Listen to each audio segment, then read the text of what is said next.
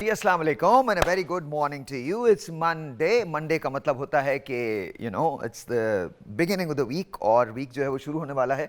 तो very good morning to you. मेरा नाम साहिर लोधी है और अगर आप लोग मुझे नहीं जानते तो you are not missing out anything, और अगर आप मुझे जानते हैं तो आप मुझे जानते ही हैं। Again you are not missing out anything. So आज का शो बड़ा अच्छा होगा, ये बात तो मानने की है, क्योंकि आज हम बात करेंगे love marriage versus arrange marriage, यानी लव मैरिज क्या है और अरेंज मैरिज क्या है। लेकिन उससे पहले बहुत सारी बातें। वैसे तो हमारे पास एक बॉक्सर को आज आना था, सुबह सुबह आपसे उनकी मुलाकात करवाते। उन्होंने बैंकॉक में फतह हासिल की और अपनी जीत जो है फ़लस्तीन के मजलूम मुसलमानों के नाम कर दी, लेकिन वो किसी वजह से नहीं आ सके। खैर, उनसे हम अगले वीक में इसी वीक के दौरान मुलाकात कर लेंगे। लेकिन थोड़ी देर के बाद आपको एक ऐसी खातून से मिलवाऊंगा जो सेल्फ डिफेंस के बहुत माहिर हैं, और वो ये कहती हैं कि ख़वातीन को सेल्फ डिफेंस का माहिर होना भी चाहिए। तो we going to talk about that also. Plus उसके बाद हमारा पैनल आएगा और पैनल के साथ साथ आपकी फ़ोन कॉल्स होंगी। आप मुझे बताएंगे कि लव मैरिज अच्छी है या फिर अरेंज मैरिज अच्छी है। लेकिन उससे पहले एक ऐसी चीज़ हुई आज सुबह सुबह। हमारे जो कंटेंट हेड हैं जनाब नदीम साहब, उन्होंने एक बात की और जो मुझे बड़ी पसंद आई। उन्होंने आज सुबह सुबह एक चीज़ शेयर की। वैसे तो वो बात मुझे पता थी, लेकिन मैंने यूजुअली कभी उसके बारे में बात नहीं की, शेयर नहीं की आपसे, लेकिन आज मैं शेयर करना चाहता हूँ आपसे, आपको दिखाना भी चाहता हूँ। हम लोग बड़ी बड़ी बातें करते हैं। हम लोग ये कहते हैं जी अमेरिका सरकार हमारी हुकूमत चलाता है, अमेरिका सरकार से हम बहुत सारी बातें सीखते हैं। अमेरिका सरकार से हम बहुत सारी बातें नहीं सीखते, हम सिर्फ वो चीज़ें लेते हैं जो हमें लेनी होती हैं, बाकी तो छोड़ दें। मैं आपको एक क्लिप दिखाना चाहता हूँ और वो क्लिप चलता रहेगा और मैं बात करता रहूँगा। मैं आपको बताऊँगा कि मिशेल ओबामा क्या कह रही हैं। ये किस्सा है मिशेल ओबामा का और बराक ओबामा का। हमारी प्रेसिडेंसी है, हमारी प्राइम मिनिस्टरशिप है, जहाँ पर इतना खर्चा होता है, इतना खर्चा होता है, इतना खर्चा होता है कि हम पागल हो जाते हैं। मतलब हर चीज़ पेड फॉर होती है। और एक अमेरिकन प्रेसिडेंसी है कि जहाँ अगर आप मूंगफली के दाने भी खाएं तो गिन के खाते हैं, आपको उनका बिल देना होता है। और बतौर बेगम बराक ओबामा को मिशेल ओबामा मना करती रही हैं कि नहीं, आपने इजहार नहीं करना चीज़ों का कि ये मछली जो है, ये मैंने ये वाली मछली खानी है तो वो मछली चाइना से आएगी तो पैसा आपको देना पड़ेगा। यानी पैसा कौन दे रहा है? पैसा दे रहा है अमेरिकन प्रेसिडेंट। वो पैसा दे रहा है, उसके पैसे कटते हैं। हमारे यहाँ कैसा हो सकता है? मुझे सिर्फ अदर दिन कायद-ए-आज़म मोहम्मद अली जिन्ना, मुझे कोई याद नहीं शख्स जिसने पाकिस्तान के लिए इतने मुखलिसी से सोचा हो। मुझे आज तक वो चीज़ याद है जब उनके मोज़े आ गए थे और कायद-ए-आज़म मोहम्मद अली जिन्ना ने वो मोज़े वापस करवा दिए थे कि मैं ये अफोर्ड नहीं कर सकता। कायद-ए-आज़म मोहम्मद अली जिन्ना जो पाकिस्तान मुस्लिम लीग को सबसे ज़्यादा चंदा दिया करते थे, जो उस वक्त के अमीर तरीन आदमी थे, जो एक दिन में उस वक्त 30-30 हज़ार रुपये बनाया करते थे। This was Quaid-e-Azam Mohammad Ali Jinnah. और वो 1 रुपये के मोज़े उन्होंने लेने से इनकार कर दिया था, 12 आने के मोज़े लेने से इनकार कर दिया था कि ये बहुत एक्सपेंसिव है। इसी तरह से जब उनसे सिस्टर डेंशा ने पूछा कि आप मेरे भाई का ट्रांसफ़र कर दें, तो उन्होंने कहा ये मेरे उसमें नहीं आता, मेरे हुदूद में नहीं आता, इसके लिए आपको वज़ीर दाखिला से बात करनी पड़ेगी, मैं इसका ज़िम्मेदार नहीं हो सकता। अब इमेजिन करें, एक तरफ तो वो मोहम्मद अली जिन्ना है और एक तरफ ये हैं, एक तरफ अमरीका जिसको हम खुल के मुखालफत करते हैं जिस अमरीका की। और हमारे दोगलेपन की तो कमाल है ना, हम तो दोगलेपन में तो माहिर हैं। आप इमेजिन करो कि हम जो ये बातें करते हैं कि अमेरिका बुरा, अमेरिका बुरा, अमेरिका बुरा, अमेरिका बुरा, लेकिन सबसे पहले हमारे जितने आप उठा के देख लें, अमेरिका एक सेलिंग टिकट है। हमारे लिए एक सेलिंग टिकट है अमेरिका का बुरा होना, ये सेलिंग टिकट है। हम किसी ने घमंड गिरा दी, किसी ने बुरा कर दिया, किसी ने ये कर दिया, किसी ने वो कर, जो बकवास हम अपनी तरफ से क्रिएट करते हैं हम क्रिएट कर देते हैं। लेकिन अगर आज वीज़ा खोल दिया जाए अमेरिका का तो क्या होगा? वीज़ा खोल दिया जाए और कहा जाए कि आप अमेरिका चले जाएं तो क्या होगा? ये हैं, इतने दोगले हैं हम। ये हिपोक्रेसी है हमारी, ये हिपोक्रेसी है और हमको ये मानना पड़ेगा। अगर हम नहीं मानेंगे तो कोई मसला नहीं है, मत माने, लेकिन इससे फ़र्क किसी को कुछ नहीं पड़ने वाला। अगर वो चल सकता है तो थोड़ा सा वो चला दीजिए, वो इंटरव्यू चला दीजिए। मैं ये दिखाना चाहता हूँ कि मिशेल ओबामा ने कहा, अच्छा वो नहीं चल सकता, नहीं चल सकता। उसके अंदर किस्सा जो है, मिशेल ओबामा जो कह रही हैं वो ये कह रही हैं कि मैंने बराक को कई मरतबा मना किया कि हम ये सब कुछ नहीं कर सकते। उसका रीज़न ये है कि जब तुम कोई चीज़ ऑर्डर करते हो तो वो चीज़ हमें चार्ज होती है। जब यूएस प्रेसिडेंट बनता है तो उसका क्रेडिट कार्ड ले लिया जाता है, उसकी बाकी चीज़ें ले ली जाती हैं, हर चीज़ पेड फॉर होती है, लेकिन एक सर्टन हद में। उस हद से अगर आप क्रॉस करते हैं, जैसे अगर आप रिफ्रेशमेंट ऑर्डर कर रहे हैं कोई और जिसमें कोई डेलीगेशंस नहीं आए हुए, अगर आपने अपने तौर पे कोई रिफ्रेशमेंट आप ऑर्डर कर रहे हैं तो उसके लिए आपको पे करना पड़ेगा। अगर आपके पर्सनल गेस्ट आ रहे हैं तो उसके लिए आपको पे करना पड़ेगा। वो आपकी सैलरी में से कट के आपको मिलता है। तो याद रखिए, ये है अमेरिकन प्रेसिडेंट और हमारे यहाँ का मसला सबसे बड़ा क्या है, एक तरफ अमेरिकन प्रेसिडेंट की ये वाली मिसालें हैं और दूसरी तरफ हमारे यहाँ का है। हमारे यहाँ एक आम MNA और ऐसा नहीं है कि वहाँ बेईमानियाँ नहीं होती, वहाँ भी बेईमानियाँ होती हैं और बहुत बड़े पैमाने पे बेईमानियाँ होती हैं, लेकिन कुछ चीज़ें अच्छी हैं जिनको हमको फॉलो करना बहुत ज़रूरी है। आई होप एंड प्रे कि मैं जो आपसे बात कर रहा हूँ वो बात आपकी समझ में आ जाए। अब इलेक्शंस दोबारा आ रहे हैं, आई डोंट नो कि क्या होगा। आपको पता है कि क्या होगा? हमारे यहाँ इलेक्शंस खेल है चंद सियासी पार्टियों का, इसके अलावा कोई और खेल नहीं। क्या इलेक्शन से उसामा की ज़िंदगी बदलेगी? नहीं बदलेगी। राजा की ज़िंदगी बदलेगी? नहीं बदलेगी। दानी की ज़िंदगी बदलेगी? नहीं बदलेगी। क्या मेरी ज़िंदगी बदलेगी? नहीं बदलेगी। इलेक्शन से जिनकी ज़िंदगियां बदलनी हैं सिर्फ उन्हीं की ज़िंदगियां बदलेंगी। और हैरत की बात क्या है कि हम पे मुसल्लत कर दिया जाता है कि जी ये ख़ानदान है, इसी को वोट देना है, यही डेमोक्रेसी है। पता नहीं, अमेरिका में हमसे पहले की डेमोक्रेसी है, हमसे पहले का डेमोक्रेटिक मुल्क है वो, लेकिन मैंने तो नहीं देखा कि ख़ानदान दर ख़ानदान उसकी मुंतकली हुई है। मैंने तो नहीं देखा। कुछ नेपोटिज्म के वाक़यात हैं, लेकिन वो कुछ हैं, बहुत ज़्यादा नहीं है, कुछ हैं। ऐसा नहीं हो सकता जैसे रॉबर्ट कैनेडी थे, जॉन एफ कैनेडी थे, जॉर्ज बुश थे, जॉर्ज बुश जूनियर थे और उनके एक और भाई थे, लेकिन जेफ बुश। लेकिन कहने की बात यह है कि कुछ वाक़यात हैं। हमारे यहाँ तो इन वाक़यात के अलावा कोई और वाक़या नहीं है। हमारे यहाँ अगर कोई एक दफ़ा पॉलिटिक्स में आ गया तो फिर पॉलिटिक्स उसका पेशा बन जाता है और उसका पूरा ख़ानदान ही पॉलिटिक्स में होता है। आगे कुछ नहीं पता कि क्या होना है। 8 फरवरी इलेक्शन का दिन है, 8 फरवरी PSL की किक ऑफ का दिन है। तो आई डोंट नो कि एग्जैक्टली क्या होगा, हम किससे देखेंगे। इलेक्शंस में आप अगर इंटरेस्टेड हो तो आप हो, मैं तो बिल्कुल भी नहीं हूँ, क्योंकि मुझे पता है कोई भी आए पाकिस्तान के लिए कुछ भी नहीं होना। डॉलर 300 के करीब पहुँच चुका है, हु केयर्स। आम आवाम के पास ना खाने को रोटी है, ना पहनने को कपड़े हैं, बिजली का बिल इतना आ जाता है, पानी का बिल इतना आ जाता है, गैस का बिल इतना आ जाता है। मैं आपको एक हैरतअंगेज बात बताता हूँ, गैस अल्हम्दुलिल्लाह उन मौक़ों पर जाती है जब उसे नहीं जाना चाहिए, चली जाती है ही नहीं गैस। पता नहीं किस पाकिस्तान को ये देखते हैं और किस पाकिस्तान का तासुर ये हमें बताते हैं। मैंने 75 सालों में जो पाकिस्तान में देखा है, जो तारीख़ में देखा, और ज़ाहिर 75 साल तो नहीं देखा मैंने, जो मेरी उम्र है उस हिसाब से जितने साल मैंने पाकिस्तान में देखा है, मैंने सिर्फ एक चीज़ देखी, हम झूठ बहुत बोलते हैं और मुसलसल बोलते रहते हैं। और सबसे बड़ी बात क्या है? सबसे बड़ी बात यह कि हम झूठ सुनते भी हैं और मुसलसल सुनते रहते हैं। हमें अंदाज़ा ही नहीं है कि कोई चीज़ कितनी गलत हो सकती है। पता नहीं, हम तंग भी नहीं आते अपनी सिचुएशन से। मतलब हमें तंग आना चाहिए ना, आपको तंग आना चाहिए, मुझे तंग आना चाहिए कि बिजली नहीं आ रही। हम तंग भी नहीं आते, हम ढीठ हो चुके हैं। किसी से पूछ के देख लो, हर आदमी खुश है। उसका रीज़न ये नहीं है, उसका रीज़न ये है कि उसको पहला चांस चाहिए यहाँ से बाहर जाने का, और अगर वो यहाँ पर रहता है तो यहाँ रहते हुए भी वो आगे निकलना चाहता है हर उस चीज़ से जिससे बेईमानी हो सकती है। कौन है आज जो ईमानदार है, मुझे बताइए।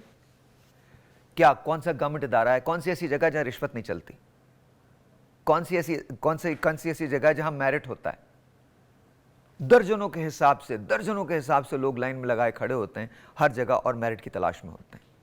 स्कूल के एडमिशन से लेकर नौकरी तक हर जगह मेरिट का कत्ल होता है। मेडिकल कॉलेज के एडमिशंस हो, मेरिट का कत्ल है। नौकरियों की तलाश हो, मेरिट का कत्ल है। सो अब सवाल यह पैदा होता है कि हम कहां आके खड़े हैं। बहुत सारे लोग ये कहते हैं कि हम एकदम से बूम कर जाएंगे। कैसे बूम करेंगे? यूं ही बूम कर जाएंगे, यूं ही अचानक एक दिन छड़ी घुमाएंगे, सुबह उठेंगे और सबके पास नौकरियां होंगी, सबके पास खाने के पैसे होंगे, सबके पास हर चीज़ होगी। ऐसा नहीं होने वाला। तो जस्ट रियलाइज़ कर लें कि हम किस तरह की चीज़ें चाहते हैं। मैं आपको बता रहा हूँ, at the end of the day ये स्टोरी बड़ी सैड होने वाली है, बहुत सैड होने वाली है अगर हमने अपनी चीज़ें नहीं बदली तो। हम हमेशा ये सोचते थे कि हम इससे ज़्यादा नहीं गिर सकते, हम गिरने लगे। एक अंदाजे के मुताबिक अगले साल मई तक डॉलर जो है वो 350 रुपये का हो जाएगा। मुबारक हो, 350 रुपये का। और सर हमारे यहाँ तो इतने सच्चे लोग हैं माशाल्लाह, नमाजें हम 5 वक्त की पढ़ते हैं, ऐसे भागते हैं मस्जिद के अंदर कि अगर मतलब 1 सेकंड का डिले हो जाए, वो बड़ी अच्छी बात है, तो पता नहीं क्या हो जाएगा। हाथ फेरते हैं और इसके बाद सूद के कारोबार करते हैं निकल के, माशाअल्लाह, झूठ बोलते हैं, नाउजुबिल्लाह मिन ज़ालिक, नाउजुब, जगह जगह मजहब की दुकानें खोल के बैठ जाते हैं,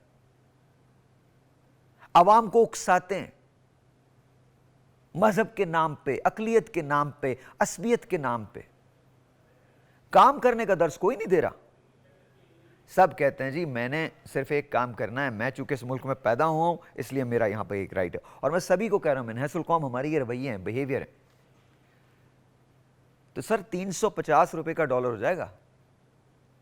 अच्छा, हमारे मुल्क में सच्चाई का ये आलम है कि जो चीज़ एक बार ऊपर जाती है वो फिर नीचे नहीं आती। कहते हैं जी बाहर दुनिया के अंदर पेट्रोल महंगा हो गया तो प्राइसेस महंगी हो गई। अच्छा, तो पेट्रोल जब कम होता है और आप भी कम करते हैं तो बाकी प्राइसेस आप कम क्यों नहीं करते? छोटे से छोटा शख्स जो बाजार में ख्वाचा लगा रहा है और बड़े से बड़ा जो कहीं भी बैठा है, सब झूठ बोल रहे हैं। और ये हम बात मानते नहीं। हमारे यहां अगर आप खुदा न करे मीडियोकर हैं तो आप बड़े आगे जाएंगे, और कहीं आप में टैलेंट है तो सारे मिलकर उसको गिराने की कोशिश करते हैं। सारे मिलके जत्था इकट्ठा हो जाता है, जत्था, और वो सारे मिलकर खींचते हैं, उसको पुल करते हैं, किसी तरह से खत्म कर दिया जाए। तो ये चीज़ें बदलनी चाहिए। अगर ये चीज़ें नहीं बदली जाएंगी तो मुश्किल हो जाएगा। सुबह सुबह थोड़ा ज़्यादा हो गया, बट क्या करें, कभी कभी दिल भर आता है। जाइएगा कहीं नहीं। आज टॉपिक बड़ा इंटरेस्टिंग है, लव एंड अरेंज मैरिज, दोनों में कौन जीतता है या कौन सी शादी आप समझते हैं बेहतर है, उसके बारे में बात करनी है। A very good morning to you. अभी मिलते हैं आपसे एक ब्रेक के बाद। Very very good morning to you and let's say hello to Sapna Paracha. आप मार्शल आर्ट एक्सपर्ट हैं और पाकिस्तान के अंदर एक्सक्लूसिवली मार्शल आर्ट का नेटवर्क जो है उसको बिल्ड करना चाहती हैं, मिस वर्ल्ड पाकिस्तान भी हैं। सो लेट्स टॉक टू सपना। सपना, अस्सलाम वालेकुम। अस्सलाम वालेकुम, कैसे हैं आप? ठीक हैं? Good morning, good morning, good to have you on the show. अच्छा, tell me why martial arts? कैसे? Why martial arts? Very good question. Thank you for asking. I was in grade 6th, in grade 7th in Islamabad, in an international science academy, जहाँ पे हमारा एक taekwondo का program start हुआ था. Okay. So my mother asked me to give it a try and just go. Fortunately, I come from a family where parents really think girls should have a very good foundation for education. Okay. And they should feel empowered. तो मेरे parents ने मुझे हर चीज़, हर avenue में बहुत support किया. So I think it was my mom's request that I should give a try to taekwondo. और मैंने 2 साल taekwondo किया. और अनफॉर्चुनेटली, लेकिन वो ताइक्वांडो जो आपने किया वो इस्लामाबाद में किया? वो मैंने इस्लामाबाद में किया, जी जी। okay. वो मैंने 2 साल किया और हुआ ये, और ये जो हुआ मेरे साथ वो बहुत इम्पोर्टेंट ट्रिगर है मेरी लाइफ ऑल्टरिंग कराटे जर्नी का, कि 2 साल में आहिस्ता आहिस्ता आहिस्ता आहिस्ता सारी लड़कियां एक दफ़ा ड्रॉप आउट हुई, फिर ड्रॉप आउट हुई, फिर ड्रॉप आउट हुई। एक पॉइंट आया जिसमें कोई भी लड़की नहीं रही मेरे ग्रुप में। And one time my teacher said कि यू नो इट्स डिफ़िकल्ट, तो मे बी आप लड़कियों के लिए डिफ़िकल्ट है तो आप भी ऐसा करें, पढ़ाई पे अपनी तवज्जो दें। Exactly, that was the trigger point. That was the trigger point. I got very disheartened and I left taekwondo, और उसके बाद मैंने 10 साल पीछे मुड़ के नहीं देखा। Oh. Yes. Okay. And then I went to United States for my masters. और वहाँ पे मैंने मास्टर्स किस में? मैंने इंजीनियरिंग की है और मेरा मास्टर्स है बिजनेस एंड डेटा साइंस में। Okay. Right. So I worked as a data scientist in a university. I was also teaching. And at that point, I remember I was at a gym and I saw कि मेरी university में एक white uniform, black belts में लोग जा रहे हैं gym में, and it just brought this whirlwind of emotions that, oh my God, this is what I wanted to be. Yeah. And I just walked in and I said, I have some background. I started training with them, and since then haven't looked back. Okay. But why Pakistan? Well, I am a Pakistani. I can relate to that because I think possibly you're thinking कि यार इन लोगों ने मुझे नहीं करने दिया था, मुझे dishearten कर दिया था, तो I'll make sure कि मैं I'll be the beacon of hope for them. 100%, 100%. I think Pakistan, though, you can never take Pakistan. You can take someone out of Pakistan. Yeah, you can never take Pakistan. You can never take that. Of course. So when I came back, I just knew what movement I want to do, and the fact that I wasn't allowed to do was a very big trigger point. Yeah. तो अब कैसा response आपको कैसा मिलता है once you see that? आपको response कैसा मिलता है? Response बहुत अच्छा मिलता है। मुझे schools खुद invite करते हैं different avenues पे। मैंने last year पाकिस्तान आना start किया है। हाँ। और अल्हम्दुलिल्लाह I get calls almost every time I am visiting from different schools. Actually आपके प्रोग्राम के बाद I am going to community hub. Oh माशाल्लाह. वहाँ पे मैं उनकी यूथ ट्रेनिंग प्रोग्राम कर रही हूँ. Where we will work with discover Pakistan. Oh, inshallah. So- Inshallah. Let's take a phone call. Let's see Okay. who this is online. Assalamu alaikum ji. Assalamu alaikum. Hello. वालेकुम अस्सलाम. जी आप कैसे हैं? आपका नाम? जी परवेज नाम है मेरा, गुजरांवाला से. जी गुजरांवाला से परवेज साहब, क्या कहते हैं आप? जी सिर्फ आपको मुबारक देंगे. जी आपको मुबारक देंगे माशाल्लाह. मुझे मुबारक किस बात की मुबारक? Thank you. ये अभी आपने जो बातें की है ना थोड़ी देर पहले बक्से से पहले, थैंक यू.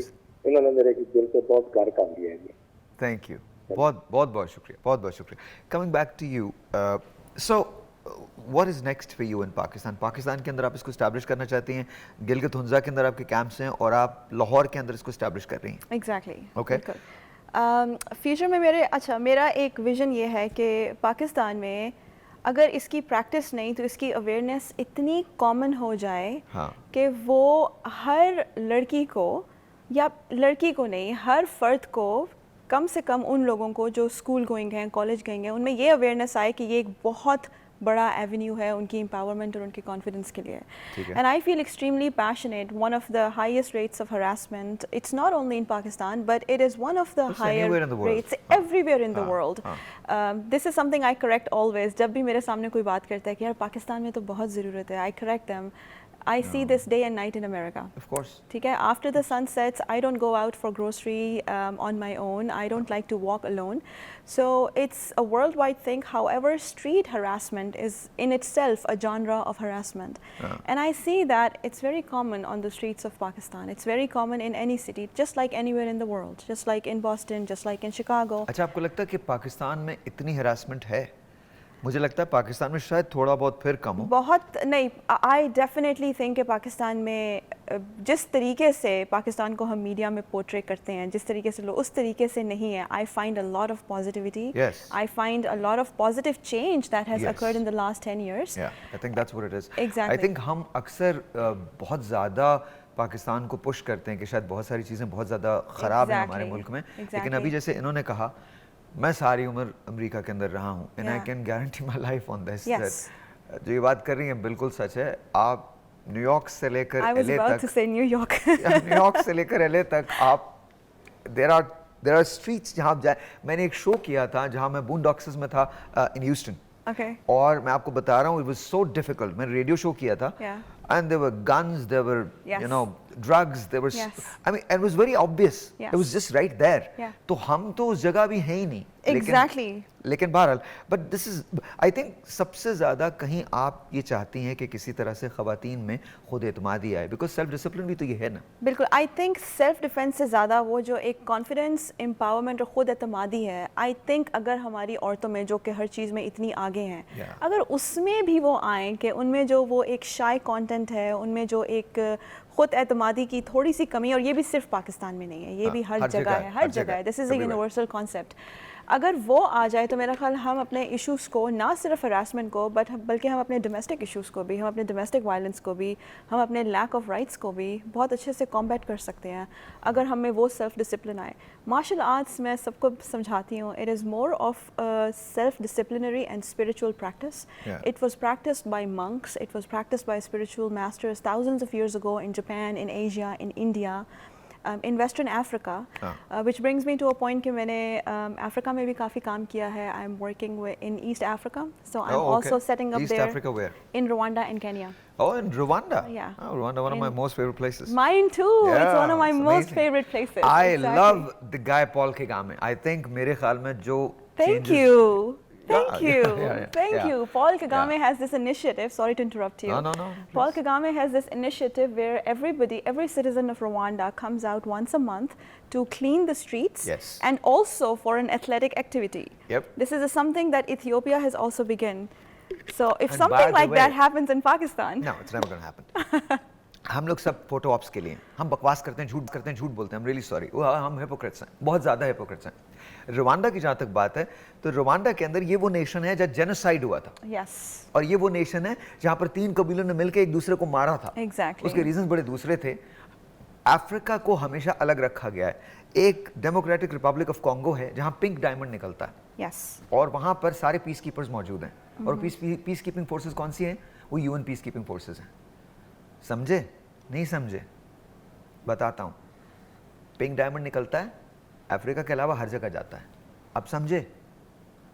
लड़ाया जाता है अफ्रीका के अंदर, आपस में लड़ाया जाता है। बट आइडियल प्लेसेस अगर मुझे पिक करनी हो कोई रहने के लिए, तो I think it's Rwanda. Thank you, mine too, Yeah, that yeah. Makes the two of us. I think it is beautiful. Good to see someone actually thinking the way I think. I am Because so मैं glad, अपनी yeah. Company का जो quarter है, I've got a skin care company, तो मैं उसका जो एक जो डिवीजन ऑफिस है वो मैं रवांडा शिफ्ट करने की एक्चुअली मैं इस सोच रहा प्रोसेस में हूँ। मैं अपना कैंप, नेक्स्ट प्रोजेक्ट मेरा रवांडा में। Oh, आई जस्ट माशाल्लाह, वांट टू माशाल्लाह। Be very close. अल्हम्दुलिल्लाह केनिया में भी I am working, so Kenya, Rwanda is just, it's beautiful. East Africa has so much history. It And has potential. And potential. And Their potential. youth, majority of them are youth, Potential. and they are gifted athletically. अच्छा, And Pakistan में अब आपने क्या देखा कि क्या changes आई हैं? ख्वातीन में चेंजेस आई हैं, लड़कियों में चेंजेस आई हैं? मैंने सबसे बड़ा चेंज ये देखा है कि लोगों में शऊर है और लोग करना चाहते हैं। Okay. I think 10 years ago मैं अपनी स्कूल की टीम से निकली टाइक्वांडो की, I was calling Islamabad club, I was telling my mother कि मुझे करना है, बट मुझे कोई एवेन्यूज़ ही नहीं थे। लेकिन अब I think I just type one word and I get hundreds of avenues, and people are available, and people are also moving towards professional attitude. I think in totality people are understanding that we have to move ahead and we have to move forward. इसके अलावा जो हमारी young generation में exposure है, तो I think that is big stark difference of day and night that I've observed. For example, अगर मैं अभी किसी को approach करती हूँ, मैं जिस स्वीडिश कंपनी के साथ, इट्स मार्शल आर्ट्स कंपनी में उनके साथ काम करती हूँ और उन्होंने दफ्तर ख्वां के एम्प्लॉयज़ को ट्रेन किया है। I noticed that when I call someone, they are enthusiastic. अब वो sustainable है, promising है या नहीं, वो एक अलग टॉपिक है। लेकिन मुझे एक रिस्पॉन्स मिलता है जो पहले मुझे नहीं मिलता था। So I think that's कम से कम यहाँ तक तो हम आ गए ना। Yes, of course. यहाँ तक तो हम आ गए। और आना ही, आगे भी जाएंगे। और आगे इंशाल्लाह देखें, हम बाय डिफॉल्ट तरक्की करेंगे। Don't expect exceptional things. That's never going to happen. मैं बहुत bluntly कह रहा हूँ, मुझे आप कुछ भी करें, जो लोग hypocrites होते हैं ना, उनके साथ यही होता है जो हमारे साथ हो रहा। या तो हम जेन्युइन बात करें, और जेन्युइन बात यह है कि हम हिपोक्रेसी को हमें छोड़ना पड़ेगा। हम ये जो बीच में लटकते हैं ना, वो गलत है। अच्छा, coming back to you, what do you think कि इस वक्त अगर टेक ऑफ पॉइंट हो आपका, तो पाकिस्तान में इसके अलावा कौन सा इनिशिएटिव आप लेंगी जो आपको बहुत बहुत बेहतर लगता है कि आप ख़वातीन के लिए कर सकती हैं? Okay, because I am myself an engineer and a scientist. I have another initiative जो अभी सिर्फ पेपर पर है। लेकिन इंशाल्लाह मैं next year उसकी एक foundation करूँगी। It's called STEM Academy. So I want to work in STEM and martial arts academy for underprivileged youth. जिसमें STEM stands for it means science, technology, engineering and mathematics. It's a bracket term for all sciences. तो इसमें हम मेरा ये vision है कि जो लोग स्कूल कॉलेज नहीं जा सकते, because to be very honest नहीं जा सकते, ठीक है, हमारा लिटरेसी रेट बहुत कम है और राइटफुली सो बहुत लोगों के ऐसे हालात हैं वो नहीं अपने बच्चों को एजुकेशन में भेज सकते। और उसके बाद हम देखते हैं कि वो यूथ का जो कैलिबर है वो बिल्कुल कोलैप्स हो जाता है। वो एक ब्रेकिंग पॉइंट आता है जब वो स्कूल से निकलते हैं, and then it's all collapsed, and when they collapse a generation has collapsed.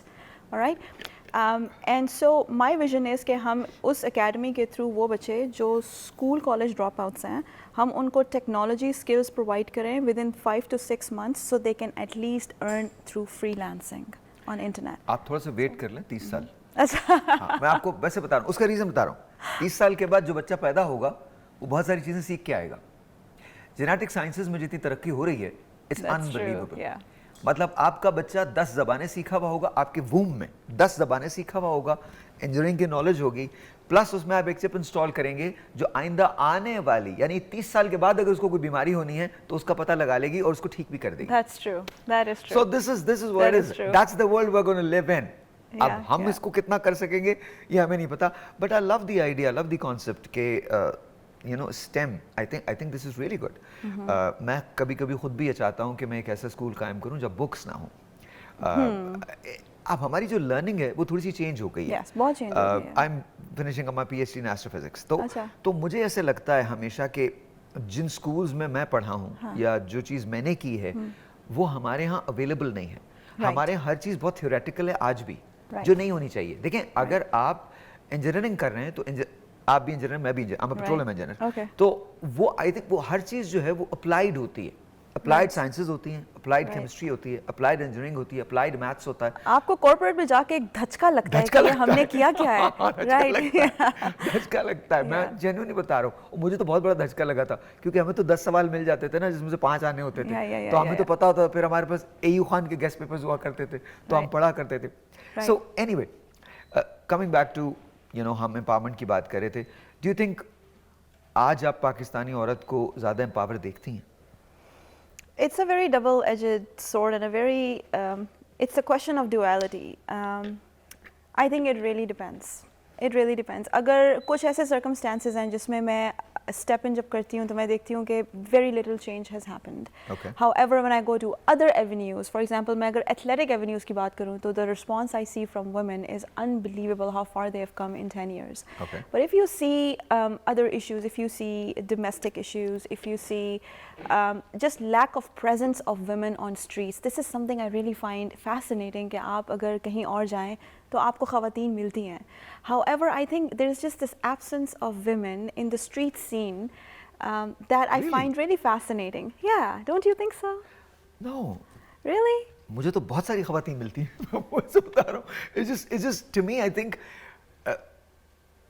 at least हम यहाँ तो आए. नहीं हम हम बहुत यहाँ नहीं आगे आए. Actually मैं हम आपको यहाँ नहीं काउंटर थे. करूंगी. एटलीस्ट हम यहाँ नहीं, हम बहुत आगे आए हैं. अल्हम्दुलिल्लाह, Alhamdulillah. And अल्हम्दुलिल्लाह. I'm very proud. I'm really proud to be a Pakistani. And Alhamdulillah. this is the first thing I tell people. You know. यार एक बात है ना, आपसे फिर ये गुफ्तगू अधूरी रह गई. Whenever you have time, Yeah. I'll request Ali to call Okay. you up Okay. and please ask you to come here again. Okay, I would and love we can to. talk about a lot of things that Perfect. you have done in life and a lot of Perfect. things you want to do in life. Perfect. I would love that. Thank you. Thank you. बहुत बहुत शुक्रिया. Lovely meeting you. Thank बहुत you बहुत very शुक्रिया. much. Thank बहुत you. बहुत शुक्रिया. इस जमाने एक ब्रेक के बाद वैसे तो इस काम आपकी शादी लव मैरिज हो अरेंज मैरिज हो, at the end of the day it's all the same. Please मुझे माफ़ कर दीजिएगा अगर आपको बुरा लगे. अभी बात करते हैं शादी के बारे में. लव होती है या अरेंज मैरिज होती है, कौन सी बेहतर होती है? ब्रेक के बाद. All right ji, once again welcome back and let's say hello to Dr. Nabiha. अस्सलाम वालेकुम मैम, कैसी हैं आप? ठीक हैं? वालेकुम अस्सलाम. बहुत I'm बहुत good. शुक्रिया. Very hot topic today. Yeah. And let's say hello to Mrs. Khan from Karachi. Mrs. Khan, अस्सलाम वालेकुम. वालेकुम अस्सलाम. कैसे हैं आप सब लोग? सुना है बड़ी सर्दी हो रही है. किसने कह दिया सर्दी हो रही है? तरस गए हैं सर्दी को लाहौर में. लाहौर में कोई सर्दी नहीं हो रही. अच्छा, हाँ, वो अजीब बात है. मैं सच बता रहा हूँ, सर्दी नहीं है. मुझे तो कम से कम नहीं लग रही, बाकी लोगों का मुझे पता नहीं. बट नहीं, हमें भी नहीं लग रही. हाँ भाई, अच्छा. नहीं लगती. कराची में है सर्दी? नहीं, बिल्कुल नहीं. ना होने के बराबर. ना होने के बराबर. आज आपने कोई मुगलों से कोई जंग बंग करनी है क्या? आप जिस तरह से बैठी हुई हैं. पता नहीं इन्होंने कहाँ पे ये चेयर को. अच्छा लग रहा है. बहुत अच्छा लग रहा है. बहुत अच्छा लग रहा है.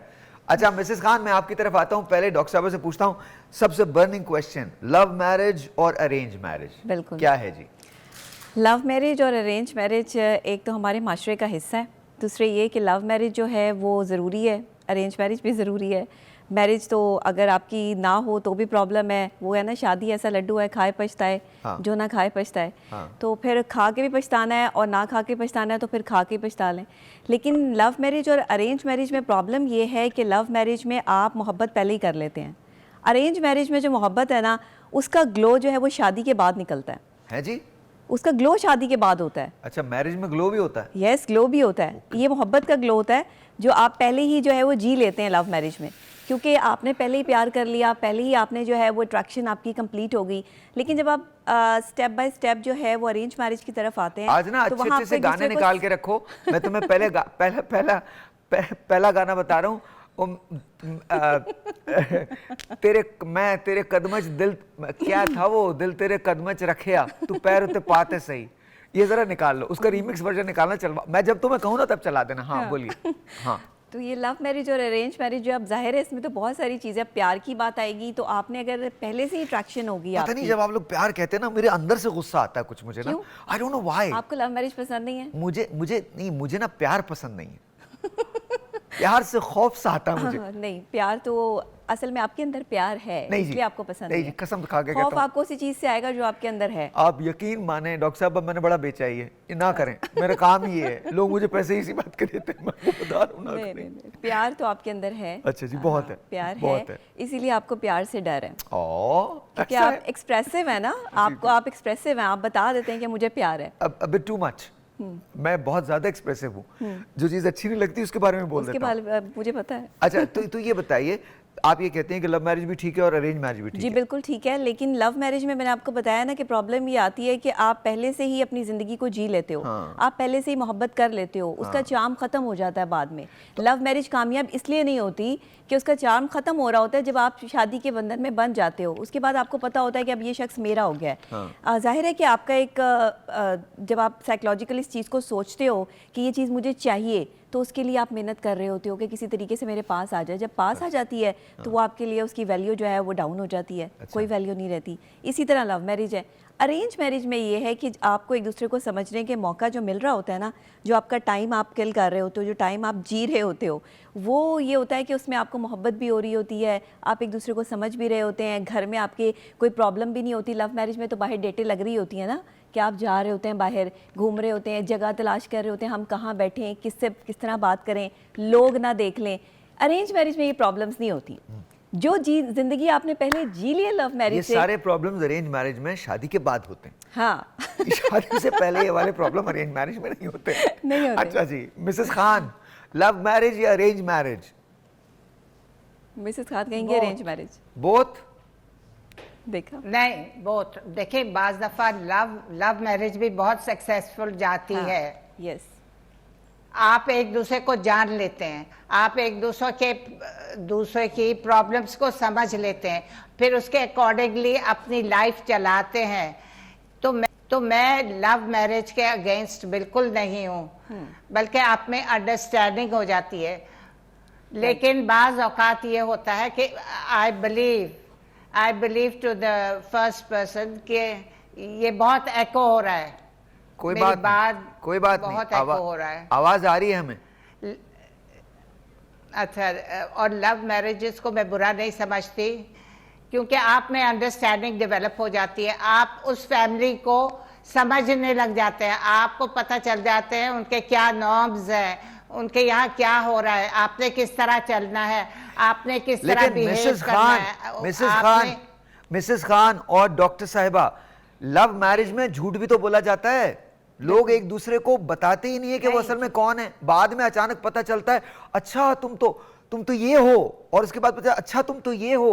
तो मतलब कौन सच तो कोई बोल ही नहीं रहा होता। हम तो अपने बेस्ट बिहेवियर पे होते हैं लव में।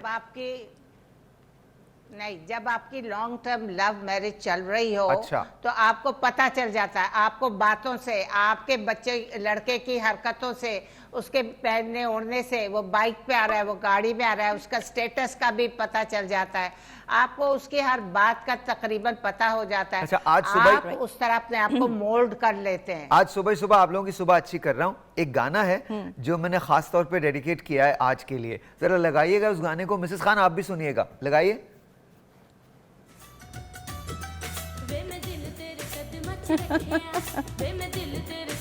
जोर से लगाइएगा।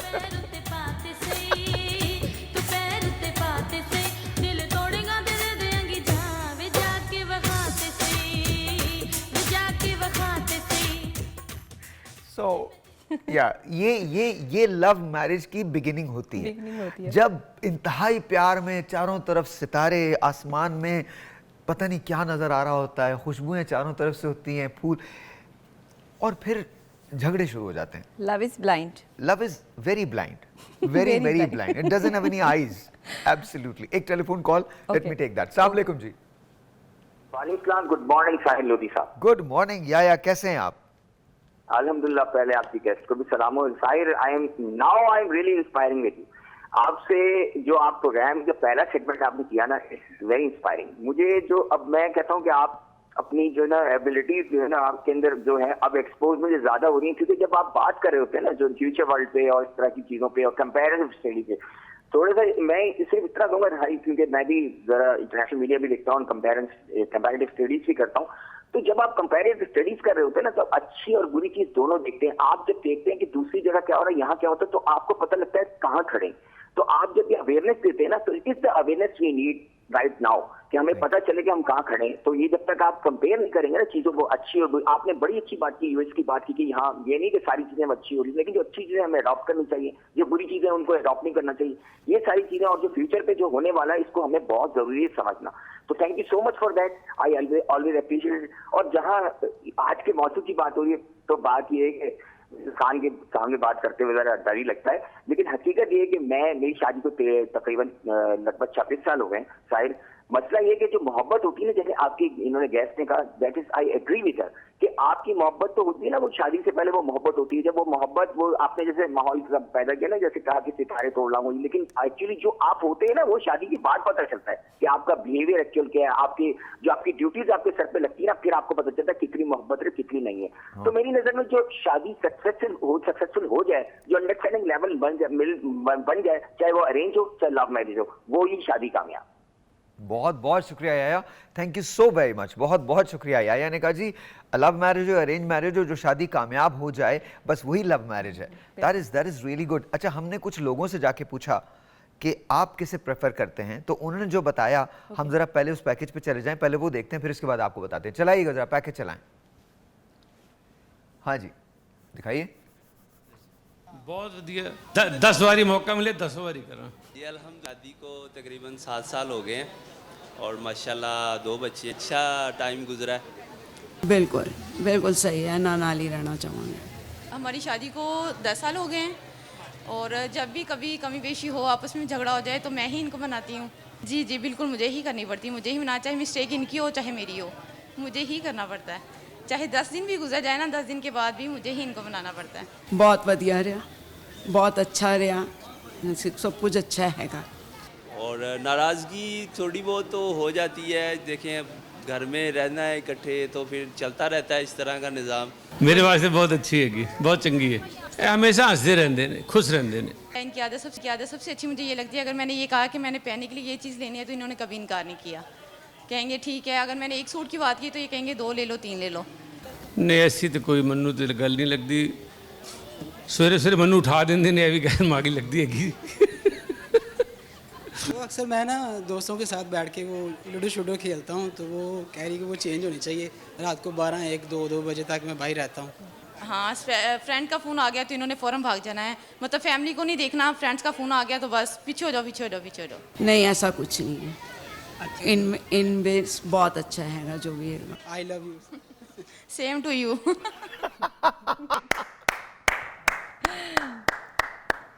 Very nice, very nice. इतने कामयाब लोग, इतनी कामयाब शादी। बिल्कुल। और उन्होंने कहा कि जी अगर फ्रेंड्स का फोन आ जाए तो फिर वो अच्छा, ये प्रॉब्लम हो रहता है शादी में, अच्छा। हस्बैंड के साथ जो है वो ये प्रॉब्लम रहता है कि अपने दोस्तों पर कंप्रोमाइज़ नहीं करते। अक्सर औक़ात लव मैरिज में पहले ही तय कर लिया जाता है कि मेरे दोस्तों में जो है वो बिल्कुल किसी किस्म का गैप नहीं आएगा, अगर रात को है, सुबह को है, शाम को है, कोई भी टाइम है, तो वो मैनेज पहले हो जाता है। आपको हमारी इस टेबल पे पड़े हुए रिस्क की कसम, आप सच बताइए, सच बताइए ईमानदारी से, ये जो आपने अभी मुझे थ्योरी बताई है कि पहले से सेट कर लिया जाता है, बता दिया जाता है, क्या ये थ्योरी शादी के बाद भी कायम रहती है?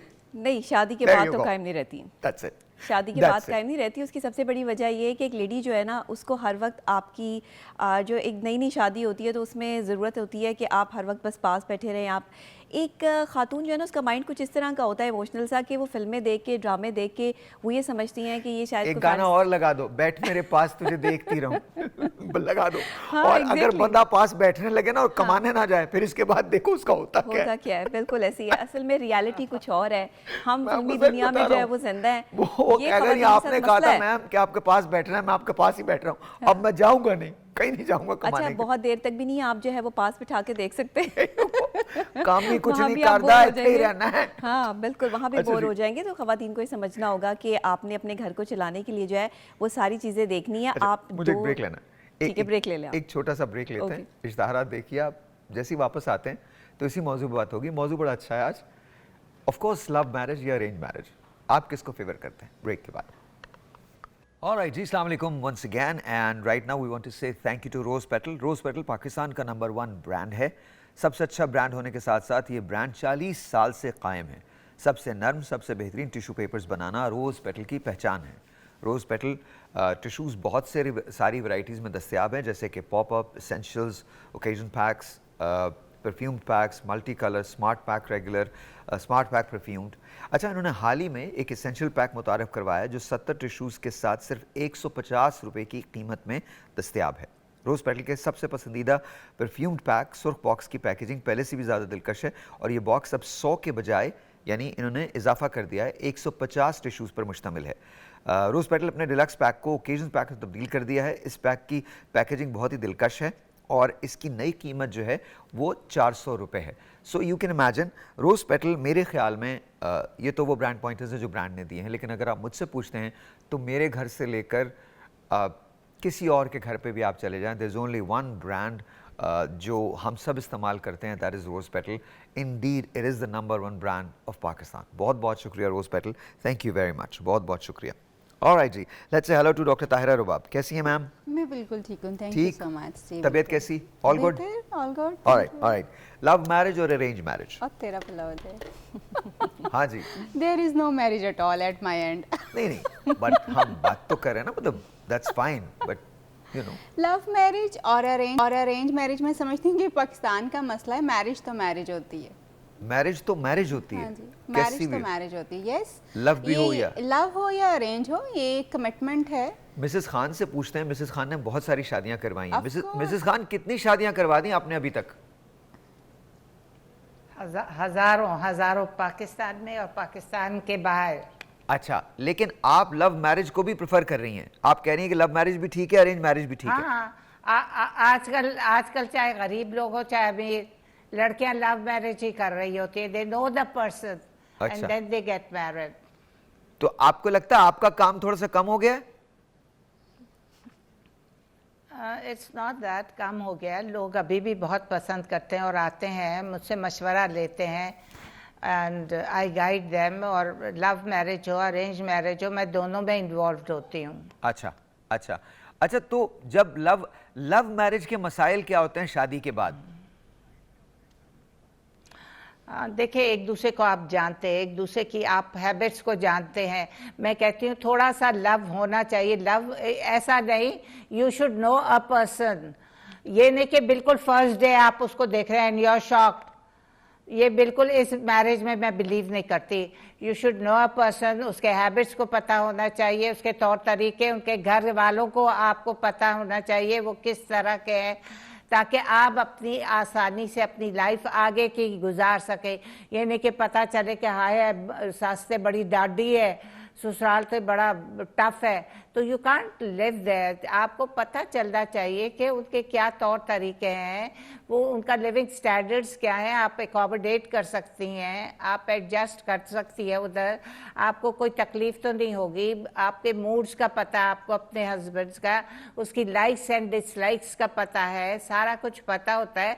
तो औरत को उधर जाते हुए ईजी फील करती है, वहाँ पे वो एडजस्ट हो जाती है ईजिली। डे वन से उसको क्या पता उस घर के क्या तौर तरीके हैं। वहाँ पे पर्दा बहुत है, वहाँ पे हर चीज़ का टाइमिंग्स डिफरेंट है, एडजस्टमेंट बहुत होना मुश्किल होता है। तो you should know a person, know the family, it's better. मैं तो कह रही हूँ थोड़ा सा slightly there should be a bit of touch of love marriage in your marriage. Okay. तो यू शुड नो, जब आपकी बात पक्की हो तो आप उस फैमिली को ज़रूर जानें। और लड़कियां भी जाती हैं ससुराल में, हम भी चले जाते थे जब ओकेजन्स होता था, दावतें होती थी, पार्टीज होती थी। मैं तो अपने ससुराल जाती थी, मुझे इनवाइट किया जाता था। हमारे यहाँ बुरा नहीं इतना समझा जाता है, ताकि उनके घर का रख रखाव तो पता चले, खाने के तरीके क्या खाते हैं, क्या पसंद करते हैं, बहुत ज़रूरी है ये चीज़ें। ऑलराइट, डॉक्टर साहिबा आप क्या कहती हैं? अच्छा, एक बात जी बोलिए मिसेस खान। हाँ, मैं ये कहना चाहती हूँ कि you are evergreen, you are sympathetic and you are a very loving person. अरे थैंक यू, बहुत शुक्रिया, बहुत शुक्रिया जी। अच्छा, मैं I agree with Mrs Khan के थोड़ा जो है जानना बहुत ज़रूरी है। बिकॉज जब आप blindly you are just jumping in something जिसका आपको पता नहीं है फैमिली एनवायरनमेंट का, क्योंकि अभी मैं क्लिनिक पे जो इश्यूज़ आजकल डील कर रही हूँ उनमें ये बहुत ज़्यादा है कि जी शादी अरेंज मैरिज हुई, और वो उसमें जब पहले लड़की को देखने आते थे तो वो लड़की जीन्स एंड टॉप्स पहने हुए थी, सब कुछ नज़र आता था, घर का माहौल। और जब शादी हुई है तो यू आर फोर्सिंग देम कि जी अब तुमने बुर्का पहनना है, अब तुमने चादर लेनी है, और जॉब जो तुम कर रही थी वो जॉब तुमने नहीं करनी अब। इस तरह के literally cases I have seen, और ये एवरीडे क्लिनिक पे चल रहे होते हैं ये वाले इश्यूज़। और अब उसमें होता क्या, क्योंकि लड़कियों ने चारों ने चार अपने आप को एडजस्ट तो करना होता है कि आप नया, क्योंकि आपके ऊपर एक स्टिग्मा ये भी बड़ा होता है कि जी आपने एडजस्ट नहीं किया होगा, आपने ट्राई नहीं की होगी। अब लड़कियों को पहले से ये ट्रेन किया हुआ था कि आपने ट्राई करनी ही करनी है टू योर मैक्सिमम लेवल, और वो ट्राई करती हैं और अपने आप को चेंज कर लेती हैं। एग्जैक्टली ये केस आई हैड के वो लड़की बड़ी अच्छी जॉब कर रही थी, सब कुछ पता था इन लॉज को कि जी ये जॉब भी करती है, ये पहनती है, इसके घर का ये माहौल है, जानते बूझते हुए सब कुछ जानते हुए शादी हो गई। फिर उसको जी चेंज किया गया अपने घर के माहौल के हिसाब से, जॉब छड़वाई गई, पर्दा करवाया गया, सारा कुछ करवाया गया। जब वो वैसी होगी तब वो हस्बैंड को नहीं पसंद आ रही। अब वो तुम पहले जैसा बनती सवरती नहीं हो, तुम पहले जैसी चीज़ें नहीं करती तुम। एंड नाउ शी वॉज कि मुझे बताएं कि मैं कहाँ जाऊँ, मैं क्या करूँ, आपने मुझे पहले तोड़ा, ये किया, और अब आप मुझसे एक्सपेक्ट कर रहे हैं कि जी मैं वो बन जाऊं। और this is very common practice Sahir, ये इतनी कॉमन। और इसके ऊपर मैं ज़रूर ये बात कहूँगी, लव मैरिज हो या अरेंज मैरिज हो। आप लोग जब बात कर रहे हैं ना, मुझे गालिब याद आ रहे हैं अपने लिए, आप लोगों के लिए नहीं, अपने लिए। रहिए अब ऐसी जगह चलकर जहां कोई ना हो, हम सुखन कोई ना हो और हम ज़बां कोई ना हो। बेदरो दीवार सा एक घर बनाना चाहिए, कोई हमसाया ना हो और साहिबां कोई ना हो। पड़िए अगर बीमार तो कोई ना हो तीमारदार, और अगर मर जाइए नोहा ख्वां कोई ना हो। वाह। मुझे जेन्युइनली, मैं बहुत सारे ना, I don't know why are we so complexed. जिंदगी काहे को है, ख्वाब है दीवाने का, एक मुअम्मा है समझने का ना समझाने का। हम जिन बातों के लिए फिक्रमंद होते हैं और तरद्दुद करते हैं, कभी सोच के देखिएगा, एक ही जिंदगी है, खत्म हो जानी है। हम अपने लिए इतने स्पेशल हो चुके हैं कि दूसरे के लिए गुंजाइश बची नहीं। ऐसा ही। Yes ma'am. अच्छा, मैं पहली बात तो ये कि लव मैरिज हो, अरेंज मैरिज हो, मैरिज जो भी हो, आपने एक दूसरे की अंडरस्टैंडिंग तो बहुत ज़रूरी है, लेकिन मैरिज जो है वो दो लोगों में नहीं होती, दो ख़ानदानों में होती है। आपको दो लोगों पर काम नहीं करना होता, आपको ख़ानदान पे काम करना होता है। ख़ानदान के सबसे बड़ा जो आपके घर में प्रॉब्लम आता है वो सास और बहू का आता है। एक कभी मर्द जो है वो औरत का दुश्मन नहीं होता, औरत ही औरत की दुश्मन होती है। जब एक लड़की जो है वो अपने घर से दूसरे घर जाती है तो उसको वहाँ पे बहुत सारी प्रॉब्लम्स का सामना इसलिए भी करना पड़ता है कि वो माँ जो होती है ना, जो उस बेटे की शादी कर तो देती है क्योंकि वो तो करनी होती है, बट वो जो दूसरी लड़की घर आई है उसको एक्सेप्ट नहीं करती ना, माइंडसेट किया हुआ होता है पहले ही कि ये किसी और की अरेंज मैरिज में तो ये होता है ना कि वो खुद लेके आती है वो लड़की। जी बेशक आप खुद भी लाएं, अच्छा खुद भी लेके आए, खुद भी लेकर आए, लेकिन माइंडसेट है कि ये बहू है, बेटी बना के नहीं लाएंगे।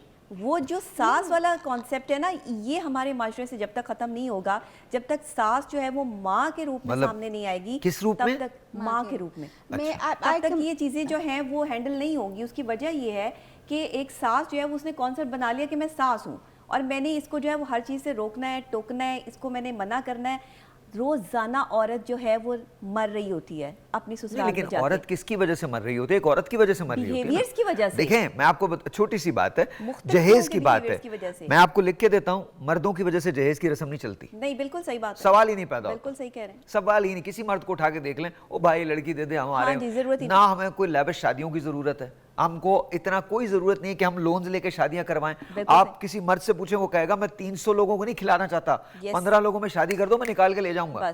ये सारे चोंचले जो होते हैं, ये आप मुझे एक बात बताइए, मैं ये नहीं कह रहा कि सेलिब्रेट ना करें, बट जो पैसा हम जाया करते हैं, बेटियां घर पे बैठी रहती हैं, बिल्कुल ट्रू, एग्री, और लड़की से एक्सपेक्ट किया जाता है, और सास एक्सपेक्ट होने वाली सास एक्सपेक्ट कर रही होती है कि ये जो बहू आएगी ये जहेज लेके आएगी, जहेज लेकर आए। और घर वेरी रॉन्ग, वेरी रॉन्ग। एक telephone call, let's see who this is online. अस्सलाम वालेकुम जी, ये अलग टॉपिक है। अस्सलाम वालेकुम जी, अस्सलाम वालेकुम। हाँ जी, वालेकुम सलाम जाहिर भाई, मैं अस्मा बात कर रही हूँ। अस्मा, कैसी हैं आप? अल्हम्दुलिल्लाह, अल्लाह का शुक्र है। हमारा जो टॉपिक आज का चल रहा है वो सास बहू का इस वक्त नहीं चल रहा, बेसिकली चल रहा है शादी पसंद की और अरेंज मैरिज, ठीक है। अब आपको मुझसे एक्सपीरियंस बहुत ज्यादा अच्छा मिलने वाला है, क्योंकि मेरी 2 शादियां हुई। पहली शादी मेरी अरेंज मैरिज हुई, आज से 5 साल पहले खत्म हुई है, 13 साल रह के। और अब 5 साल बाद मेरी दूसरी शादी हुई, जिसको हुए हुए तकरीबन अभी 2 साल हो गए। तो मेरी जब पहली शादी हुई ना, उसमें मैंने ये अंदाजा लगाया कि जब लोग आपके घर आते हैं ना अरेंज मैरिज में, तो लड़का भी उस वक्त बड़ी टाई वाई लगा के आता है, पैंट शर्ट पहन के आता है, बड़े तमीज से खड़ा होता है। जब लड़की कमरे में आती है चाय पानी रखने, उसके घर वाले भी बड़े तमीज से आते हैं, और वो 6 चक्कर भी लगा लेते हैं ना, तो वो बहुत अच्छे ही रहते हैं। लेकिन जब लड़की ब्याह के जाती है तो असल वर्ड यूज नहीं करना चाहिए। एक कमरे में जब 2 मियाँ बीवी रहते हैं तो उस आदमी की औकात जब खुल के सामने आती है कि असल में वो क्या चीज था, क्योंकि अब वो 24 घंटे आपके साथ रहने लग गया है।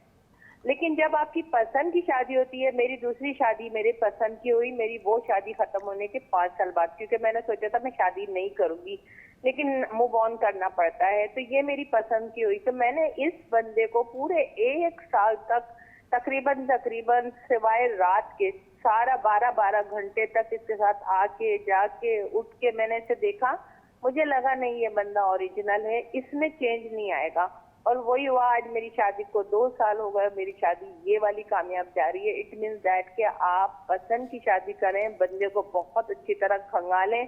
जब वो आपके साथ बहुत अच्छी तरीके का रहेगा ना, तो ही आपकी शादी जा सकती है बहुत अच्छी, वरना वो मेरी 13 साल शादी नाकाम हो गई। तो आपके ख्याल में लव मैरिज जो है वो बेहतर होती है अरेंज मैरिज से? बहुत बेहतर होती है, बहुत बेहतर होती है, मैं समझती हूँ। और सबको लव मैरिज ही करनी चाहिए। और वो लड़का जो आता है ना, जब बहुत सास ससुर के आगे सर, जो पहला वाला लड़का आता है अरेंज मैरिज में, जी मैं ये भी कर दूंगा, जी मैं वो भी कर दूंगा, जी मैं ये, और फिर बाद में जब एक कमरे में होता है ना, फिर खुल के आता है, जाओ चली जाओ अपनी माँ की यहाँ, जाओ यूं कर लो। लेकिन बाद वाला जो है ना, उससे आप सारी बात कर चुके होते हैं ना, वो आपकी इतनी रिस्पेक्ट कर रहा होता है कि सिवाय रात के 12 घंटे आप उसके साथ गुजारते हैं। अब मेरे शौहर हैं, ये माशाल्लाह माशाल्लाह, इन्होंने मुझे ये कहा था कि तुम सोती भी रहोगे ना तो मैं ना सुबह नाश्ता तुम्हें बना के दूंगा। अब ये रोजाना तो नहीं होता, लेकिन कभी मैं सोती रहती हूँ तो हैरत की बात है कि किचन में खड़े होकर पराठा बना के देते हैं और मुझे कहते हैं मैंने तुमसे कहा था ना। तो देखें ये कितनी अच्छी बात। बस मुझे ये बात कहनी थी। बहुत बहुत शुक्रिया, बहुत बहुत शुक्रिया, थैंक यू फॉर कॉलिंग। बहुत सारे शौहरों के लिए आपने बड़ी प्रॉब्लम खड़ी कर दी, but that's okay, that's okay. अपने अपने एक्सपीरियंसेस हैं। हाँ, अपने अपने experience. I agree with her and I disagree with her. I agree with her कि इनकी ये शादी कामयाब है, अच्छी बात है, अंडरस्टैंडिंग हो जाती है, आपको बता देना चाहिए। डिसएग्री बिकॉज बहुत सारी, आज से आप 4 नस्लें पहले चले जाएं, सारी मैरिजेस जो 90% मैरिज अरेंज मैरिज और बड़ी कामयाब शादियां थी। लेकिन उसमें बहुत फैक्टर्स थे साहिर। अब अभी से जो पहले की शादियां जो सक्सेसफुल हुई हैं ना, उस वक्त डायनामिक्स ऑफ रिलेशनशिप बहुत डिफरेंट थे। आपके डायनामिक्स बहुत चेंज हो गए हुए हैं। डॉक्टर साहिबा, डॉक्टर साहबा मैं एक ब्रेक ले लूं? हाँ जी, बिल्कुल बिल्कुल। मैं सिर्फ एक बात आपसे कहना चाहता हूं, और ये सबसे कहना चाहता हूं, एक बात याद रखिएगा, जब तक आप अपने आप को स्पेशल समझते रहोगे ना, मर्द या औरत, तब तक जिंदगी में आप कुछ नहीं कर सकते। ट्रू। अगर हम ये समझते हैं कि हम इस दुनिया पे एहसान हैं, तो आप समझते रहिए, कोई फर्क नहीं पड़ने वाला। जो लोग अपनी बात सुनाना चाहते हैं, उनको सबसे पहले सुनने की आदत डालनी चाहिए। ब्रेक लेते हैं, ब्रेक के बाद। ऑलराइट जी, मैं जरा जा रहा हूं जाहिद भाई के पास। जाहिद भाई अस्सलाम वालेकुम। आज जो ये काम कर रहे हैं ना जाहिद भाई, बड़ा कमाल का हो रहा है। बिल्कुल ऐसे ही है। अच्छा जाहिद भाई, ये बताइए लव मैरिज या अरेंज मैरिज? सर जी दोनों ही ठीक है, दोनों ही हो जाए, दो भी कर लेते हैं लोग, एक भी कर लेते हैं। हमारे से तो एक ही नहीं भुगताई जा रही। आज आप पाकिस्तानी ऑमलेट बना रहे हैं? जी हाँ। बस थोड़ी देर के अंदर हम आएंगे और आपसे पूछेंगे कि आप इसमें कर रहे हैं। इन्होंने फ्रूट्स भी इकट्ठे कर लिए हैं और पाकिस्तानी ऑमलेट, ये पकड़े जरा। जी सर। एक सेकंड, इसमें हमें डाल सकता हूँ ना ये? जी डाल सकते। अच्छा, ये यहाँ पर इसका जो बैटर है वो बनाया हुआ है पाकिस्तानी ऑमलेट का, इसके अंदर तमाम चीज़ें डली हुई हैं and I think this is going to be really good. This is going to be really good. मैंने ये डाल दिया है और अब इसके बाद ये इसको बहुत आराम से बनाएंगे। लोग दस, oh this is going to be good. अभी आपसे थोड़ी देर में मिलता हूँ। ऑलराइट जी, हियर वी गो।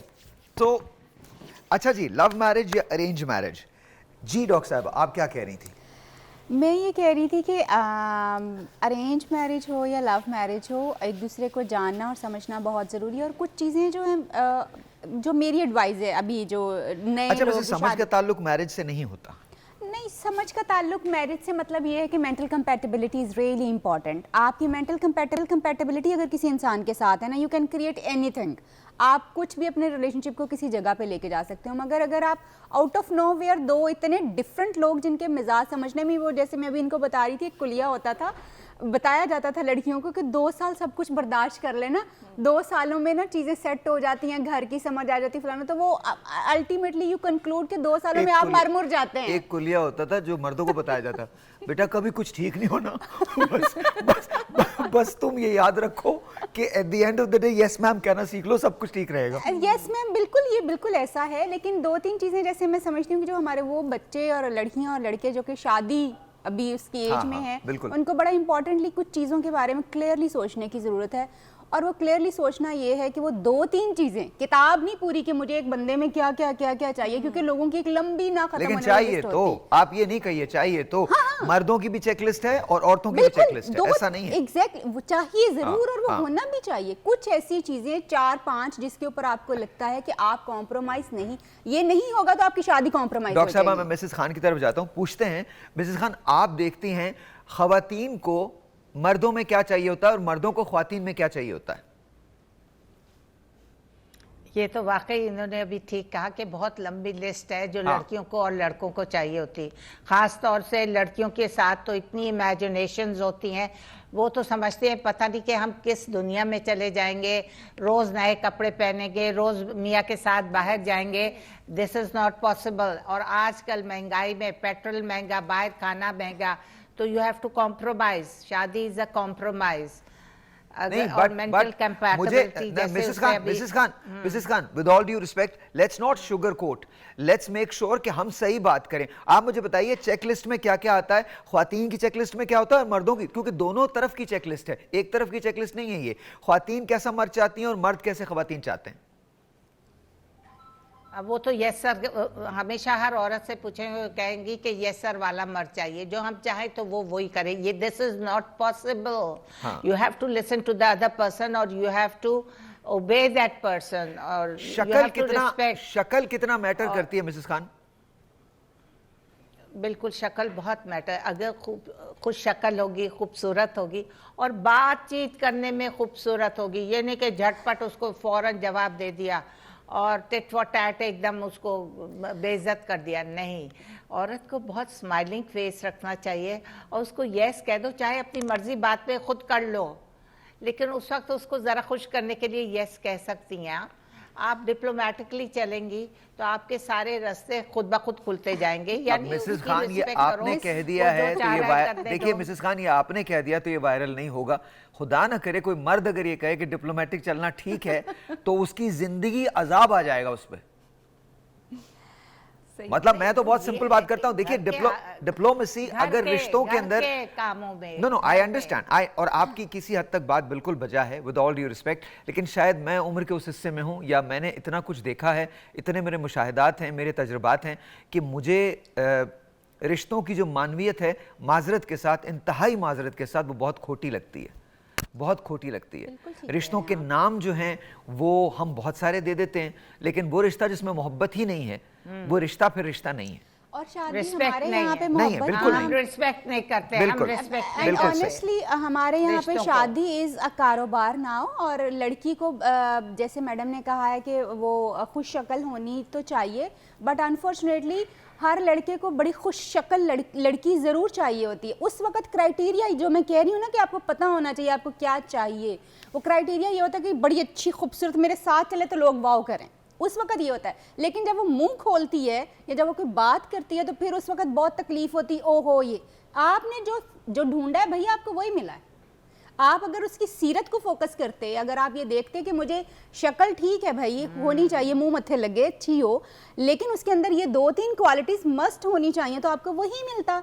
आपने अपना क्राइटेरिया इतना शैलो रखा हुआ है। डॉक्टर साहबा, अगेन शक्ल क्या वाकई मैटर करती है? लोगों को करती है, लोगों को हाइट मैटर करती है, अगर आपको ये सारी चीजें मैटर करती हैं ना, अगर आपको ये सारी चीजें मैटर करती हैं तो ये आपकी ज़िंदगी, आप इसे जैसे भी गुजारना चाहें। मेरे ख्याल में जब आप शादी करते हैं या अपनी ज़िंदगी का हमसफ़र चुनते हैं, अगर कंपैटिबिलिटी नहीं हो तो फिर ये सारी चीज़ें एक वक्त के बाद धुंधला जाती हैं। बिल्कुल, इतना शैलो होकर हमको कभी नहीं सोचना चाहिए।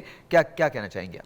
मैं यहाँ पर ये लाजमी 2-3 पॉइंट्स हैं वो सामने रखूँगी कि जब आपने शादी करनी है तो अपनी कोई लिस्ट मत बनाएं कि मुझे आगे जो शख्सियत चाहिए वो खूबसूरत ही चाहिए। देखिए, जब आप कबूल है कबूल है कबूल है कह रहे हैं तो कबूल है में आप उसको उसकी खामियों समेत कबूल कर रहे हैं।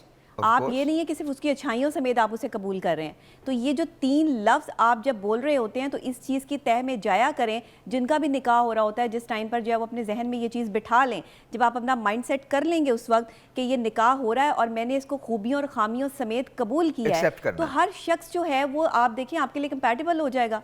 आपकी सोच है, जैसे ही आप सोच पॉजिटिव करते हैं आपकी चीजें पॉजिटिव होती हैं। अच्छा, बहुत सारे लोग ऐसे भी होते हैं कि जो पॉजिटिव नहीं होते, ऐसा भी है जो पॉजिटिव नहीं होते, आप उनके लिए जितना मर्जी अच्छा कर लें डॉक्टर, लेकिन वो नहीं जो है वो सिम्त में आते। बट आपका अच्छा रवैया और अच्छे इखलाक, आपकी जुबान बुरे से बुरे बंदे को भी अच्छा रखने की सलाहियत रखती है। आपकी बात बिल्कुल बजा है, लेकिन मैं आपको बताऊं, मैं डॉक्टर ताहिरा की बात से इत्तेफाक करता हूं। हमारे यहाँ क्राइटेरिया बड़े शैलो हैं, बहुत ज्यादा शैलो हैं। She is absolutely right. एक telephone call, let's see who this is online. अस्सलाम वालेकुम जी। अस्सलाम वालेकुम। अस्सलाम वालेकुम। हेलो जी, वालेकुम सलाम जी। आपका नाम सर?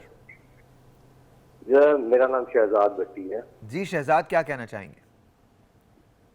जी, मैं ये कहना चाहूंगा क्योंकि एक्सपीरियंस जो होता है ना वो बड़ी अच्छी चीज होता है। हाँ। मेरा एक्सपीरियंस दोनों में है, मेरा अरेंज में भी है और लव में भी है। ओके। मगर इसमें सबसे बेहतर जो है ना चीज, स्केच जो होता है ना जिंदगी का, वो मैंने ये देखा है कि arrange marriage better. Arrange marriage में जो सबसे बड़ी बात होती है, 2 खानदान एक दूसरे को मिलते हैं, ठीक है, और लव मैरिज में सिर्फ 2 बंदे आपस में मिलते हैं। अब देखें, इसमें जो लव मैरिज में अगर 2 बंदे हैं, इन दोनों में अनबन होती है ना, तो दूसरे बंदे इन्वॉल्व होने में थोड़ा टाइम लेते हैं, ठीक है। और अगर अरेंज मैरिज हो तो उसमें सारा खानदान कूद पड़ता है। यार नहीं, ऐसा होना नहीं चाहिए, क्योंकि जिंदगी है, ये कमी बेशी जिंदगी के साथ है। ओके। अभी ये तो बेहतर है ना, एक दूसरे के साथ ही रहना है, मगर जब सारे राजी हो तो वो ज्यादा बेहतर रहता है। अच्छा, लेकिन कैसे, आपका एक्सपीरियंस कैसे है दोनों में? आपने पहली शादी अरेंज मैरिज की या आपकी 2 शादियां हैं, या पहली शादी लव मैरिज थी, दूसरी अरेंज, क्या कैसे है? मेरी पहली शादी जो थी ना वो अरेंज मैरिज थी। अरेंज मैरिज थी, और अब आपकी जो दूसरी शादी है वो लव मैरिज। दोनों शादियां कायम है इस वक्त? नहीं, जो मेरी लव मैरिज वाली शादी है ना, हाँ, वो उसमें डिवोर्स हो चुका है। वो डिवोर्स हो चुकी है उसमें? जी डिवोर्स हो चुका है, मगर वो भी बस अल्लाह का शुक्र है, कोई इतना अनबन में नहीं हुआ, ठीक है, मगर हो चुका है। वो भी मैंने इस तरह की थी कि मेरी जो सेकंड वाइफ थी ना, वो 5 थी, उसकी ऑलरेडी पहले शादी थी, ठीक है, वो भी बेवा थी। अच्छा, तो मैंने इसीलिए शादी की थी कि चलें, इसका भी कोई सहारा नहीं है तो मैं सहारा बन जाऊंगा अल्लाह से डर के, क्योंकि ये बहुत बड़ा रिश्ता होता है। ओके। अब बहुत शुक्रिया शहजाद, बहुत शुक्रिया। मुझे एक ब्रेक पे जाना है, लेकिन थैंक यू। सबसे बड़ी बात जो मुझे बहुत अच्छी लग रही है इस पूरे शो के अंदर, वो ये लग रही है कि जब आप किसी से अपनी इतनी पर्सनल बातें शेयर करते हैं तो ये आप उसको उस पर एतमाद कर रहे हैं। एंड आई वॉन्ट टू से on behalf of my team, thank you Pakistan. बहुत शुक्रिया for sharing your life with me. बहुत शुक्रिया। ब्रेक लेते हैं। ऑल राइट जी, हम आ गए, और ये वो ऑमलेट है जो मैंने बनाया था, काइंड ऑफ। हाँ, मैंने बनाया था जी ऑमलेट। देख लो यार, चेक कर लो यार, कितना अच्छा ऑमलेट है। चेक तो करो, दिखाओ तो सही यार।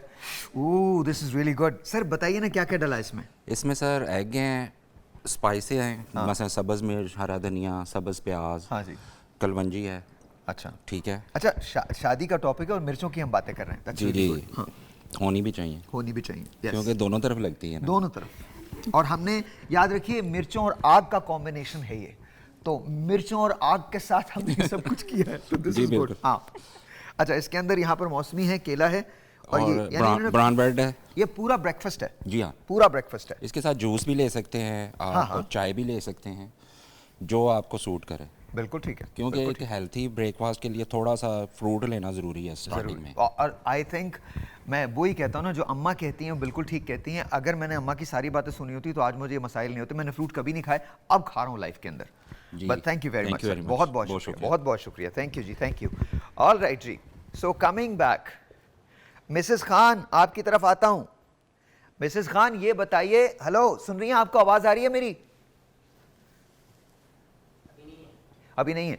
लव मैरिज में ज़्यादा झगड़े होते हैं या अरेंज मैरिज में ज़्यादा झगड़े होते हैं? झगड़े दोनों में ही होते हैं और होना कोई ऐसी बड़ी बात भी नहीं है। ऑनेस्टली हमें ये इस फेरी टेल से बाहर आने की ज़रूरत है कि शादी में झगड़े नहीं होने चाहिए।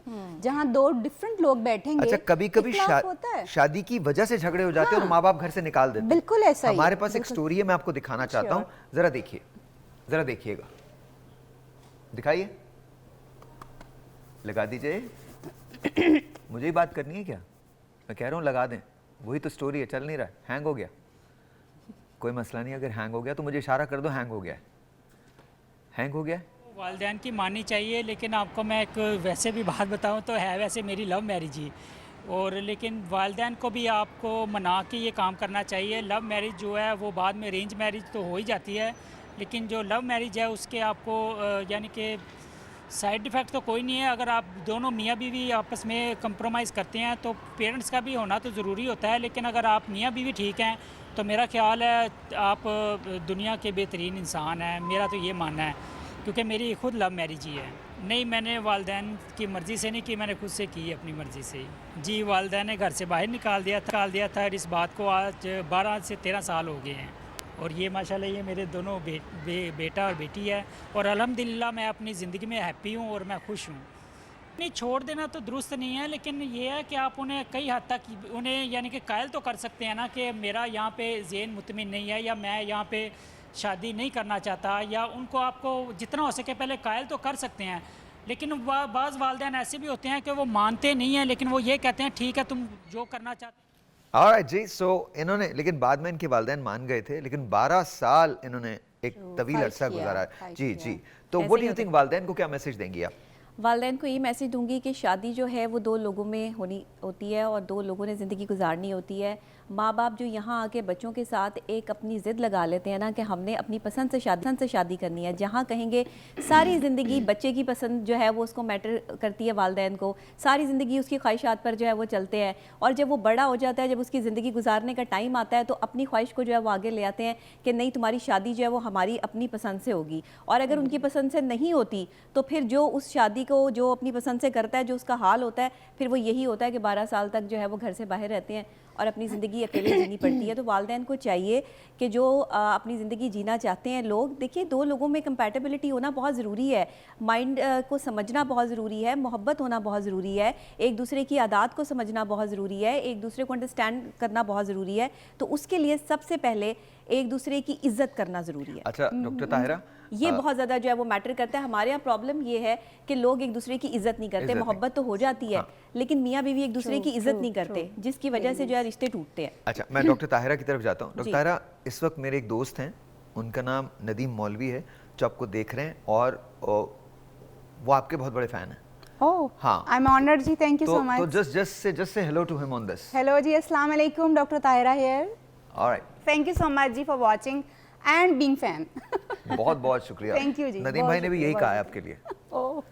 मैं पता नहीं बीच में क्यों, but anyway, so bridge MA का ब्रिज ना खामखा का, तू कौन मैं खामखा। ब्रिज अच्छे होते हैं। ब्रिज अच्छे होते हैं। Alright, मैं because they connect roads, they connect people. Look at this. Nadeem समझ रहे हो ना तुम? समझ रहे हो ना? Yes, मैं ब्रिज हूँ, मैं वही ब्रिज हूँ। But Nadeem, I love you as my brother, man, and I swear I want nothing but the best for you, and I love you as my brother.